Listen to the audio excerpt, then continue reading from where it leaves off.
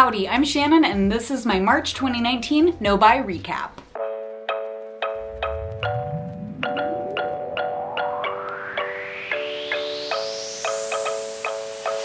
Welcome back, I'm Shannon and this is the Wanderluster, where each week we talk about topics that will help you feel more sparked so you can live a life of adventure on your own terms. If you haven't seen my channel before, I'm doing a 2019 no-buy year, which means I'm not shopping, I'm doing a complete shopping ban, and I don't buy anything that is not essential to my survival or needs to be replaced for the entire calendar year. So that means no makeup, no books, no tchotchkes, no new clothes, no nothing, unless like, I don't know, my last bra decides to, split a seam and I need to replace it.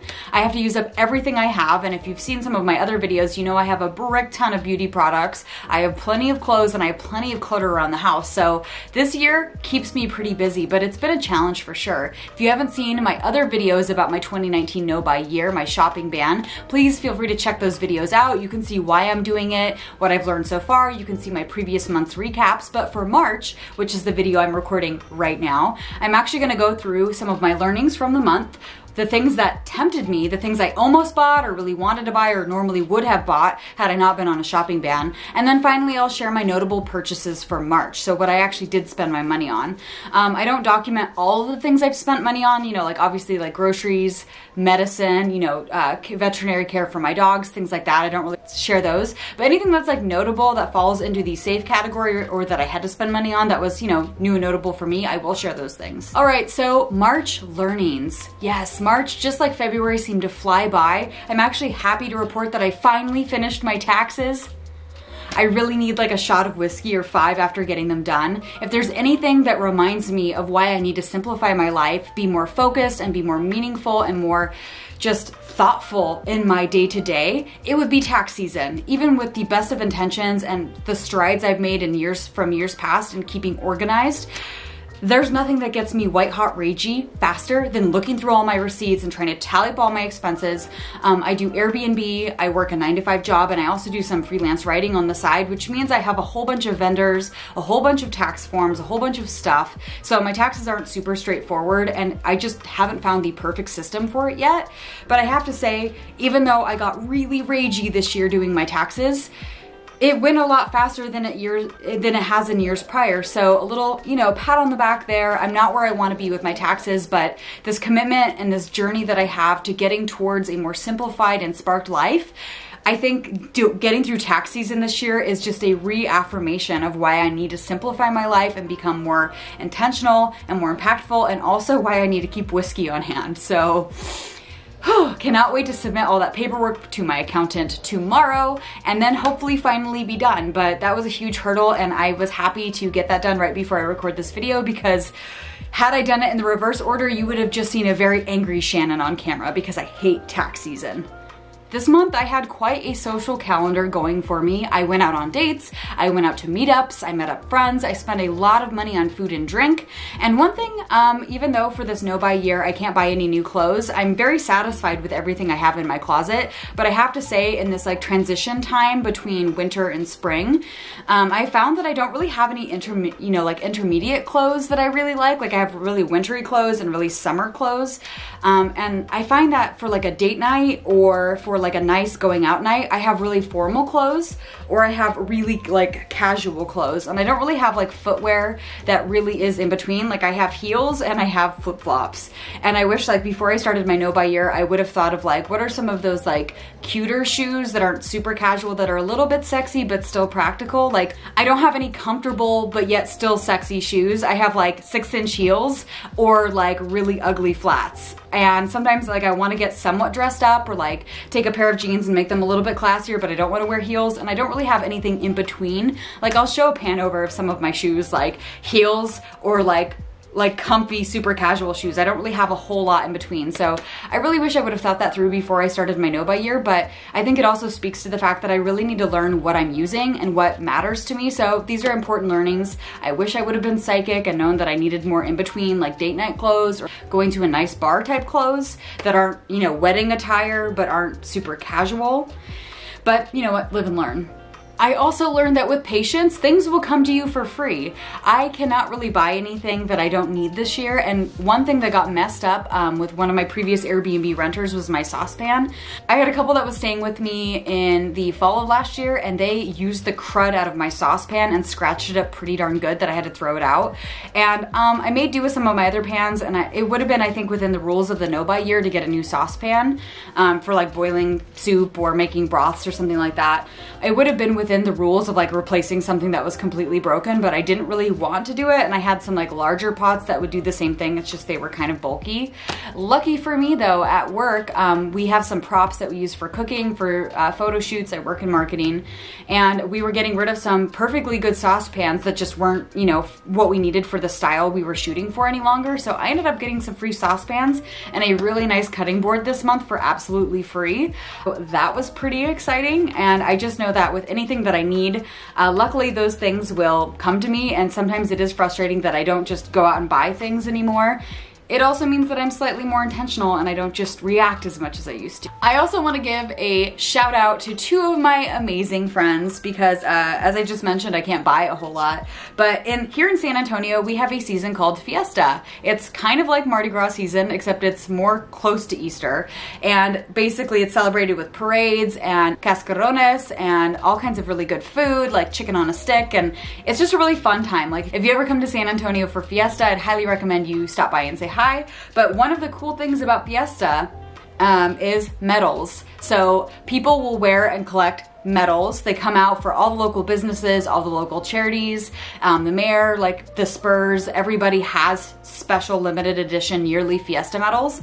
And I don't really collect a whole lot of these things, but there was one that comes out as a fundraiser for my neighborhood. And this is this year's Fiesta medal. Let's see if it'll adjust. There we go. Oh my God, do you see that? It's a skunk. I actually got two of them this year. I got one from my amazing friend Emmy and one from my friend Miranda. I love you both. I had posted on my Facebook wall that because I was doing this no-buy year, I wasn't able to buy a Fiesta medal. And wouldn't you know it, this year there's a freaking skunk on the medal. Quick side note about me. I've owned this house for about 2 years. Skunks are a problem in this neighborhood. Like real bad, and they were a problem underneath my house when I bought it because apparently a mama skunk went and had a litter of skunks underneath my house when I first moved in. And it was a real big problem, and it was pretty intense. Like little baby skunks would get in a fight underneath my master bedroom where I'm recording right now, and they would spray each other, and you'd wake up at like 2 in the morning and it would almost smell like a skunk was literally right next to your face. It was that bad. So I was pretty bummed when I was like, oh, I won't be able to buy Fiesta medals this year. And these two wonderful ones from these two wonderful women in my life showed up at my door as a surprise. The neighborhood association dropped them off in my mailbox, and I was so touched. So ladies, thank you so much. I will have one for work and I will have one for home. Like I said, I don't really collect Fiesta medals that much, but this was one I was really bummed to not have this year. So thanks ladies, you rock.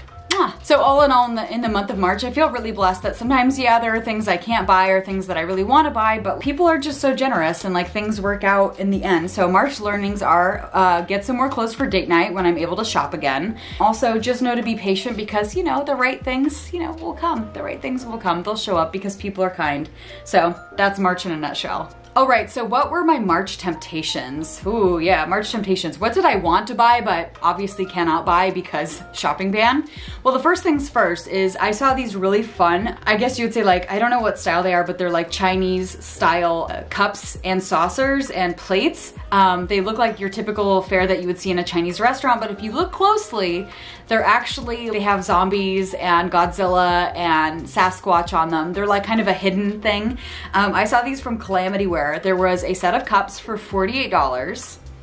And then there were a set of plates for $42. And so this doesn't really match anything I have in my house, and I definitely don't need any more mugs, but I saw these and I laughed so hard that I was like, yeah, you know what? I could make 4 cups and 4 plates work, and some of my plates have broken recently, so I'd really like these in my collection because they're funny. But I saw these in Calamity Ware, you done good, because I totally would have bought these had I been able to. This next temptation was really tough for me. So House of Intuition is one of my favorite candle shops. They sell a variety of like witchy goodness of just spiritual gems that I really enjoy. But one of my favorite things is their candles. And of course this month they had a sale on candles. They do like intention candles of everything from like a prayer candle or a spell candle that you would use for money, abundance, you know, releasing any negativity in your life, finding love, you know, bringing more success into your life. And the idea is that you light these candles and say a prayer or whatever your spiritual practice is. I love their candles. They have gemstones hidden in each of these candles, and I just love burning them and setting an intention, you know, for whatever I'm focusing on and working on in my life. I love these candles, and they were on sale this month for the month of March. Some of them are usually around 16 bucks a pop, I want to say, and they were on sale for 10. And of course I couldn't buy any. So normally I would have bought these candles, and I probably would have bought at least $60 in candles, if not, like, you know, to make it worth the shipping, or if not more. And sometimes I give them as gifts, but I couldn't do that this month, womp womp.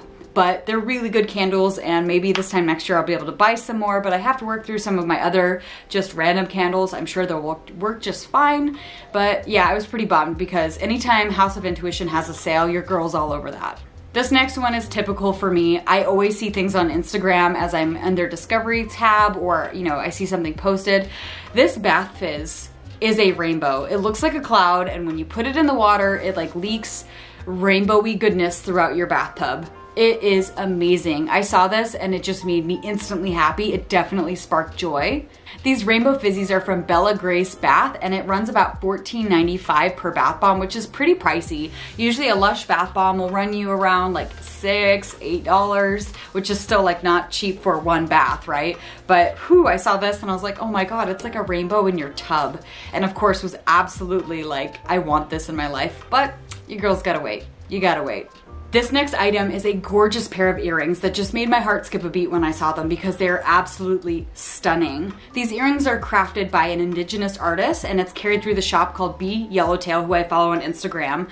I absolutely love these earrings, and I pretty much love everything in this shop, but I do have some, you know, questions and curiosities as to whether me as a white woman buying things that are made from indigenous artisans, if that's considered cultural appropriation. I absolutely want to support makers and designers who are representing their communities and telling their cultural stories in a way that doesn't mean that I'm stealing their culture or not respecting their culture. So I need to reach out to the shop owner and keep these at the top of my wish list. I've seen several pairs of earrings over the couple months I've been following this brand that just, they're really gorgeous, and they support such wonderful women who are, you know, makers in indigenous communities. So I absolutely want to support this brand and all of the makers that are a part of this shop. So I definitely need to reach out to them and see like if it's appropriate. Maybe that's a dumb question, but I also want to be very respectful before I buy anything, and make sure I understand what I'm purchasing. Definitely want to support, but I want to make sure that I'm supporting cultures mindfully and not just, you know, wearing things because they look cool. I want to make sure I understand and respect everything I purchase. But these earrings were about $125, which is pretty pricey for a pair of earrings, but they're handmade and they're gorgeous, and I think it would be a piece in my collection that I would treasure for a very long time should I buy them. But I'm gonna keep an eye on these for the next couple months and reach out to Be Yellowtail to see what their thoughts are on this, because I am white, so I want to make sure that's cool. But yeah, gorgeous, right? Definitely want those in my collection if I can have them. This last one's a little bit random because I have been using up all of my makeup and my beauty supplies over the last couple months. So it is now the end of month 3 of my shopping ban, and I use pretty much the same couple colors of nail polish, but I saw this one on Instagram and was like, oh, it would be really nice to have new nail polish. I typically don't buy Sally Hansen. My favorite brand is actually Julep, and they usually have polishes that are around 14 bucks, but I saw this and it triggered me to go buy more nail polish, which, you know, anywhere I would have spent 16 to 14 bucks, you know, online or at Target or something like that, and I didn't do it this month. But working through all of my nail polishes, but for spring, now that it's here, I was like, oh, it'd be nice to have kind of like a, you know, like a pinky, pastel-y, lavendery, you know, sheer color that's a little sparkly and shimmery, but I have plenty of nail polishes I can work through otherwise. All right, so how much would my March temptations would have cost me had I done the shopping? So even without tax and shipping, this would have run me a total of $303.95, right? So that doesn't even include tax, that doesn't include shipping, that doesn't include any gas or whatever I would have taken to drive places to go shopping. So as with every other month, I'm gonna take that $303.95 and I'm going to invest it, which is exciting. I need to save more for retirement, and so that's what I do at the end of every month, is that I take the money I would have spent and I put it towards my retirement goals, which is pretty awesome. So yeah, 303 bucks in the can this month. Woohoo! All right, and the last part of this video, of course, is what I actually spent money on for March. The first thing I had was about $1,150 in more home repairs. Can that please just be over? I have a water softener that's going to be installed, which I will be so grateful for when it's finally here, but it was another $1,100 down the drain to make my water soft. I also spent $28.35 on Black Rifle Coffee, which is a veteran-owned organization here in San Antonio, Texas. I purchased some of their coffee because they do support veterans and law enforcement officers, which is something that's very near and dear to my heart. And I have to say, their coffee is damn good. It's like $13 or $14 a bag, but dude, not only is it a San Antonio brand, which I'm all about that, but it also supports, you know, causes that I care about. And it's the first time I drank my coffee black this month and actually really enjoyed it. So I'm not sure if I'm gonna be able to afford coffee. I've already run out of one bag. I'm not sure if I'm gonna be able to restock with my budget right now, but dude, Black Rifle Coffee, if you're really into supporting veterans, law enforcement officers, and some other causes that they support, I would highly recommend you give them a shout out, give them a check out. I'll put the link down below, but dude, 28 bucks on this coffee, it was really good. It was worth every penny. Another notable purchase for March was the fact that I went out a lot this month. I went on a couple dates. I went out for a bunch of meetups. I met up with friends at bars, and about 8% of my overall budget, about $504 was spent on food. That also does include some of my groceries, you know, of like buying alcohol for parties or buying, you know, charcuterie items for meeting people. But I ended up spending kind of a lot of money on going out this month. And so I really want to make new friends and more friends here in San Antonio. I want to grow my network so I have more people to collaborate with and, you know, just feel connected. But man, it's kind of expensive to do that. I may need to look into some meetups that don't involve going to a bar, like maybe hiking or volunteering or something like that, because man, it adds up really fast. All right, so the final thing I've spent money on this month is finally deciding to support some of my favorite YouTube creators via Patreon. So with Patreon, you can actually support one of your favorite creators based on a per video level or a monthly level. Each creator has their own levels for support, and I've decided to support 4 of my favorite creators, which I think will be kind of insightful as to who I chose